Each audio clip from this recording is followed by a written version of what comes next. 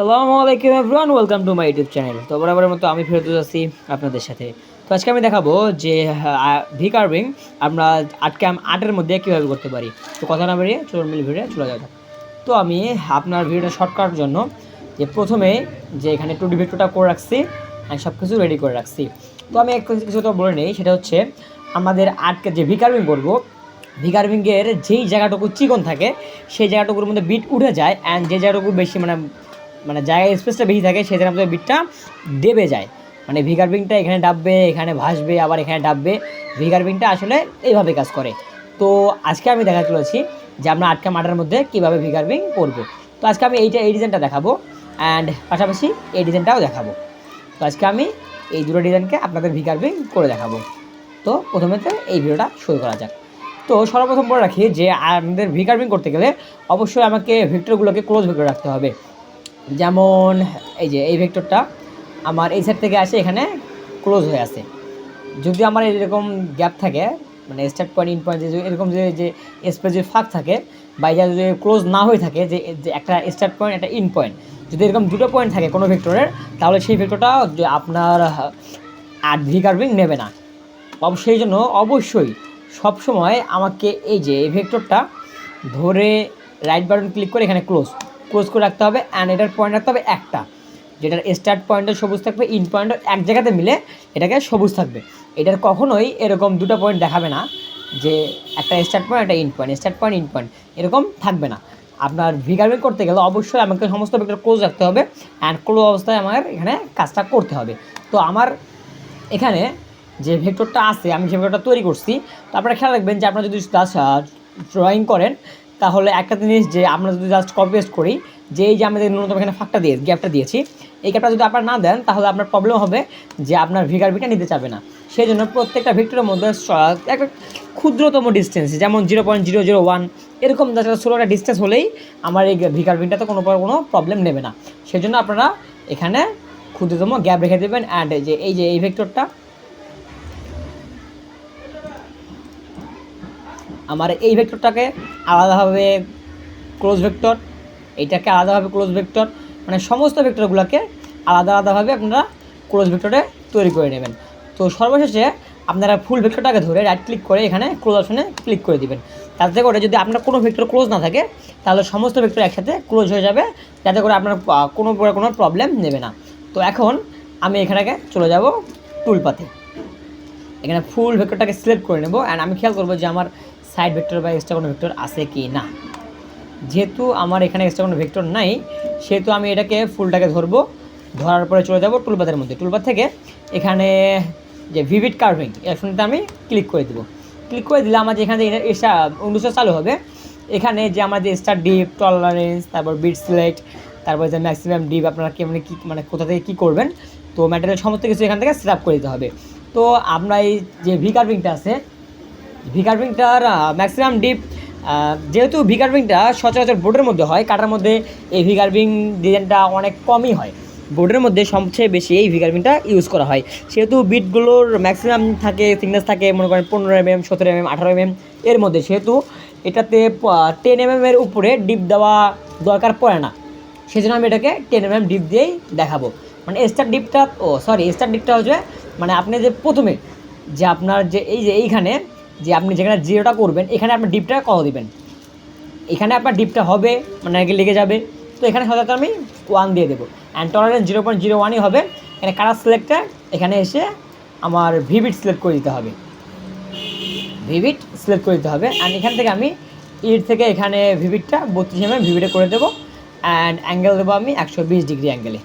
And আমার সব কিছু বাকিটা কিছু ঠিকই আছে, সেটা আমি ওখানে করে দেবো। এখান থেকে ওকে প্রেস করে দেবো, সিলেক্ট, এখানে আমার কালার সিলেক্টটা হয়ে গেল। অ্যান্ড এখান থেকে যে আমি যে ডিপটা দেবো, যদি আমি জাস্ট এখানে এটাকে ক্লিক করে দেই তাহলে আপনার যে এই ডিপ অনুযায়ী ডিপ আপনার যেটা লাগবে সেটাই দেখাবে, বাট যেখানে 19 mm ডিপ দেখাচ্ছে, কিন্তু আপনারা এখানে নিজের ইচ্ছে মতো ডিপ দিতে পারবেন, যে আপনারা 10 mm ডিপ দেবেন নাকি যা সামথিং যাই দিবেন তাই আমার এখানে হয়ে যাবে। তো আমরা এই অপশনটাকে limit to tools maximum deep এখানে ক্লিক করে এখানে 10 mm ডিপ করে দেবো। তার মানে আমার যে ওপরে তলে এখানে আমার ডিপ হবে 1 mm, অ্যান্ড ম্যাক্সিমাম ডিপ হবে 10 mm। তার মানে আমার বিট থেকে 10 mm ডিপ হবে, আর এখানে ওপর থেকে এখানে 1 mm ডিপ হবে, তো বরাবর স্পেস হবে হচ্ছে আপনার 9 mm ডিপের মতো। তো এখান থেকে আমার ম্যাটেরিয়াল সিলেকশনটা সেট আপ করে দিব। এখান থেকে ম্যাটেরিয়াল যেহেতু আমরা ম্যাক্সিমাম বোর্ডেই করি, বোর্ডে করলে 17 mm 18 mm এরকম একটা আমি ম্যাটেরিয়াল দিয়ে দেবো।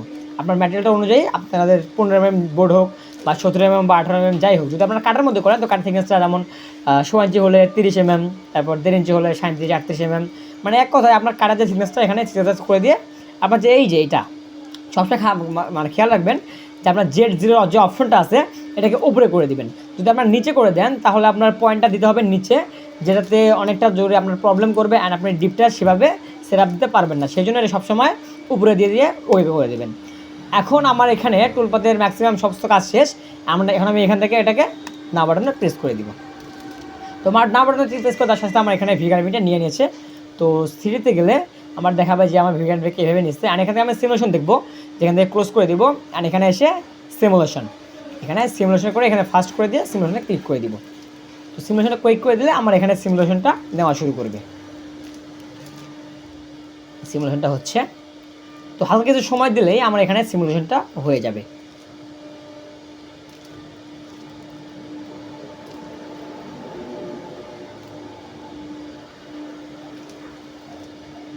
তো এই যে আপনারা দেখতে পাচ্ছেন যে আমার যে রিকার্ভিংটা আটকামের মধ্যে সুন্দরভাবে নিয়ে নিয়েছে। অ্যান্ড আমার এখানে 10 mm ডিবি হয়েছে, তো আমি এটাকে ভিভিট দিয়ে করেছি। তো আপনারা কেউ ইউবিট মানে গোল করে করতে পারেন। ওখানে জাস্ট এখানে গিয়ে ইউবিটটা সিলেক্ট করে দিলেই ওখানে ইউবিট হয়ে যাবে, বা আপনার টুলবার ভিভিট দিয়ে ওখানে ইউবিট লাগাই দিলেও আপনার কাটার মধ্যে ইউবিটটা চলে আসবে। তো এইটা আমার শেষ। এখন আমি আরেকটা এই ডিজাইনটাকে দেখাবো। তো সর্বপ্রথমে যে আমি যে আপনার যে ওয়ার্ড্রপের যে পাল্লাটা আছে, ড্রয়ার যেগুলো আছে এগুলো সব প্রথমে গ্রুপ করে নিব। এগুলোকে সবগুলোকে ধরে শিফট প্রেস করে এগুলোকে সবার প্রথমে আমি গ্রুপ করে নিব, যাতে আমার সমস্ত কাজটা একবারে হয়ে যায়। আমরা তো যেহেতু ড্রয়ার টুলবার করবো তখন আমাকে অবশ্যই একটা করে ড্রয়ার আমি কাজ করব, কিন্তু আমি যেটা আপনাদের এখানে দেখাচ্ছি সেই কারণে আমি ড্রয়ার পাল্লা সব কিছুকে একসাথে গ্রুপ করে নিয়ে একবারে কাজটা করে দেখাবো। তো এটাকে আমার গ্রুপ হয়ে গেছে। তো এখান থেকে আমার যে ক্লোজ অপশনটা আসতেছে না, সেই জন্য আমাকে এটাকে ধরে আনগ্রুপ করে নিতে হবে। আনগ্রুপ করে নিয়ে রাইট ক্লিক করে এখান থেকে ক্লোজ করে দিব। ক্লোজ করে দিলে আমার এখানে পুরোটাই ক্লোজ হয়ে যাবে। অ্যান্ড এটাকে ধরে আমি আনসিলেক্ট করে দিব।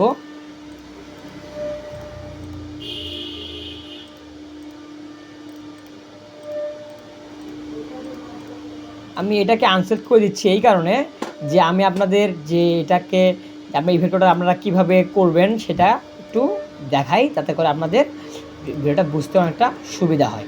এখান থেকে আমি গ্রুপ করে রাখলাম অ্যান্ড এটাকে আনসিলেক্ট করে আমি এখন দেখাবো যে এটা আপনারা খুব সহজে কীভাবে করতে পারেন। অ্যান্ড পরের লাইন থেকে এটাতে সর্বপ্রথমে মিডল একটা বের করে নেবেন। অ্যান্ড এখানে যে ভেক্টরের ভেতর থেকে এটাকে প্রথমে যে লাইনটা ধরবেন আর ভেতরে যে সার্কেলটা আছে এটাকে ধরে আমি এটাতে মিডল অপশানে ক্লিক করে দিলাম। অ্যান্ড পরের লাইন ধরে এই সাইডে একটা সোজা, এক কথায় আমি এটাতে মিডল অপশনটাকে বের করে নিচ্ছি, যাতে করে আমি সার্কেলটার মিড পয়েন্টটা অনায়াসে পেয়ে যাই। অ্যান্ড এই যে এখানে যে আমার যে অপশনটা আছে, এটা যে আমার ভেক্টরটা আছে এটাতে 1 2 3 4 5 6 7 8 9 10 11 12টা আছে। সেহেতু এই যে এটা আমার অঙ্কন মানে শর্টকাট হচ্ছে এখান থেকে যে আমি আর্ক অপশনে চলে গিয়ে এখানে একটা ক্লিক করব, এখানে আরেকটা ক্লিক করে জাস্ট এখান থেকে এটাকে ঢাল করে দিব আর এই সাইডটা আমি ডিলিট করে দিব। আর এটাকে ধরে মিরর অপশনে চলে গিয়ে এখানে আমি রাইট ক্লিক করে দেওয়ার সাথে এটা আমার মিরর হয়ে যাবে। অ্যান্ড এটাকে আমি দুটাকে ধরে রাইট ক্লিক করে কপি করব আর এখান থেকে ক্লোজ করে দিব। তো আমার এই ভিডিওটা এখানে রেডি হয়ে গেল। তো আমি এভাবে বাকি ভিডিওগুলো ডিলিট করে দিচ্ছি। অ্যান্ড যেহেতু আমার এটা 12টা আছে সেহেতু রোটেট করতে হবে। অ্যান্ড আমি এটা যেভাবে করছি আপনার সেই সেমভাবে এই ভেক্টরটাকেও অঙ্কন করে নেবেন। অ্যান্ড দুটাকে ধরবেন, ধরার পরে আমার এখান থেকে যে block copy and rotate copy এটা তুলে যাবেন, এখান থেকে রোটেট কপিটা চলে যাবেন। অ্যান্ড এখান থেকে যে আমার ডিগ্রিটা আছে এখানে যেহেতু আমার 4 পাশ আছে সেহেতু এখানে 360 ডিগ্রি অ্যান্ড এখানে আছে 12 পিস, এখানে পিসটা দিয়ে দিবেন। অ্যান্ড এখানে পিক সেন্টার উইথ মাউস এখানে ক্লিক করে দিয়ে আপনার যে সেন্টারে নিয়ে আসবেন, সেন্টারে নিয়ে আসলে আপনার এই সার্কেলটাকে বরাবর সমানভাবে হয়ে যাবে। অ্যান্ড এখানে আপনাদের প্রেস করে দিবেন। অ্যাপটাতে প্রেস করে দেওয়ার সাথে সাথে দেখবেন যে আপনার এখানে ফুলটা সুন্দরভাবে নিয়ে নিয়েছে। অ্যান্ড আমার এখানে সার্কেলটা আছে, এখানে আমি ক্লিক করে এখানে সেই সার্কেলটা আমি বসিয়ে দেবো। ক্লিক করে সার্কেলটা আমার মাপ অনুযায়ী আমি বসে দেবো। এখানে 15 সার্কেলটা হচ্ছে, এখানে ক্লিক করে দেবো। অ্যান্ড আমার যে বাকি যে এক্সট্রা যে লাইনগুলো আছে এগুলোকে আমি ডিলিট করে দিব। তো আপনারা এইভাবে অনেক শর্টকাটে আপনাদের যে ভি কার্ভিং ডিজাইনটা আছে সেটা করে নিতে পারেন। অ্যান্ড মাথায় রাখবেন যে অবশ্যই আমার এই ভেক্টরগুলোকে ক্লোজ রাখতে হবে। অ্যান্ড এখানে আমি শিফট প্রেস করে বাকি যেগুলো গ্রুপ করা ছিল ওইগুলোকেও এখান থেকে গ্রুপ করে নিলাম। অ্যান্ড গ্রুপ করে নেওয়ার পরে আমি এখন আবারও করবো কি যে আমাকে টুলবারটা দিতে হবে, সেজন্য আমাকে টুলবার থেকে আবার যে ভিভিড কার্ভিং এখানে চলে যাব। তো এখান থেকে আমার স্টার ডিপ এখানে কোনো দেওয়ার প্রয়োজন এখানে জিরোই থাকবে, কারণ এই জায়গার মধ্যে আমার কোনো ডিপের কোনো প্রয়োজন থাকবে না, সেই জন্য আমি এটাকে জিরো রাখবো। অ্যান্ড কালার যে সিলেকশনটা আছে এখানে আমি অবশ্যই যেটাকে তৈরি করছি এটাকে এখানে সিলেক্ট করে দিব, এর বাইরে এখানে কিছু করা লাগবে না। অ্যান্ড এখানে যে আমি যদি ডিপটা এখন কনভার্ট করি এখানে আপনার 10 mm 15 মানে যে ডিপটা দিবেন এখানে আপনার লিমিট করে দিবেন, লিমিট করে দিয়ে আপনার অনুযায়ী এটা ডিপটা দিবেন। আর যদি আপনি লিমিট না করে যে এখানে ক্লিক করেন তাহলে আপনার যে বিটের যে মানে আপনার যে ভেক্টর যে স্পেসটা আছে এই স্পেস অনুযায়ী আপনার যে স্পেসটা আছে এই স্পেস অনুযায়ী কম্পিউটার আপনাকে বলে মানে সফটওয়্যার আপনাকে বলে দিবে যে আপনার কতটা এমএম বিট হলে আপনার এটা ইকুয়েট হবে। তো আপনি এটা ক্লিক করে ইকুয়েট করে নিতে পারেন যে আপনার কত এমএম ডিপ দরকার। সেটা অবশ্যই আপনার কাটার ক্ষেত্রে করতে পারেন, বোর্ডের ক্ষেত্রে না। কাটার ক্ষেত্রে যেহেতু থিকনেসটা বেশি থাকে সেই কারণে আপনার যদি ডিপটা বেশি হয় কোনো প্রবলেম করবে না। সেই জন্য আপনারা এটাতে আপনারা যদি এটা ইউজ করেন তাহলে অবশ্যই এটাতে কাটার ক্ষেত্রে ইউজ করবেন। তো আপনার জাস্ট এটাতে ক্লিক করা মাত্রই আপনার যে ভেক্টর যেটা প্রয়োজন পড়বে ওটা অনায়াসে এখান থেকে নিয়ে নেবে। যেহেতু আমরা এখানে লিমিট করে দেবো সেখান থেকে limit tool and maximum deep এখান থেকে 10 mm ডিপ দিয়ে দেবো। অ্যান্ড এখান থেকে আমার ম্যাটেরিয়াল সিলেকশন যেহেতু আমি যদি কাটে করি এক কথা আমি এখান থেকে ম্যাটেরিয়াল সিলেকশনটা করে দিব যে আমার 20 mm ম্যাটেরিয়াল এক এখানে আপনার যে থিকনেসটা কাট থাকবে সেই থিকনেসটা দিয়ে বরাবর এটা উপরে করে দেবে, এখানে ওকেতে প্রেস করে দিবেন। করে দিয়ে আপনার সব কিছু যখন ঠিক হয়ে যাবে তখন এখানে আপনার ভি কার্ভিং লিখে এখানে নাওতে প্রেস করে দেবেন। তো নাওতে প্রেস করার সাথে সাথে আমার এখানে ভি কার্ভিংটা সুন্দরভাবে নিয়ে নেবে। তো এটাকে আমার 3D ভিউ দিয়ে এখান থেকে আমরা সিমুলেশনটা দেখে নেব যে আসলে এটা আমার কেমন হচ্ছে। তো আপনারা ভেক্টরগুলো দেখতে পাচ্ছেন যে ভেক্টরগুলোর মধ্যে আমার এই চিকন সাইডটা ভাষা, আবার ওই সাইডে মাঝখানে ডাউন আবার ভাষা। তো এখান থেকে আমরা সিমুলেশন লিখলে আমরা খুব সহজেই বুঝতে পারবো। এখানে সিমুলেশনে ক্লিক করে দিব, সিমুলেশনটা আমার এই যে দেখাচ্ছে যে আমার ভি কার্ভিংটা কীভাবে হয়েছে। তো যদি আপনাদের ডিপ কম মনে হয় তাহলে আপনারা অবশ্যই ডিপটা বেশি করে নেবেন, জাস্ট ওখান থেকে ডিপটা বেশি করে নেবেন। তো আজকের ভিডিওটা এই পর্যন্তই, সবাই ভালো থাকবেন। অ্যান্ড যদি কোনো প্রবলেম দেখা দেয় তাহলে অবশ্যই আমাকে কমেন্ট করে জানাবেন, সমাধান দেওয়ার চেষ্টা করবো ইনশাআল্লাহ। তো যদি ভিডিওটা ভালো লাগে চ্যানেলটাকে সাবস্ক্রাইব করুন অ্যান্ড পাশে থাকুন। আসসালামু আলাইকুম ওয়া রাহমাতুল্লাহি ওয়া বারাকাতুহু।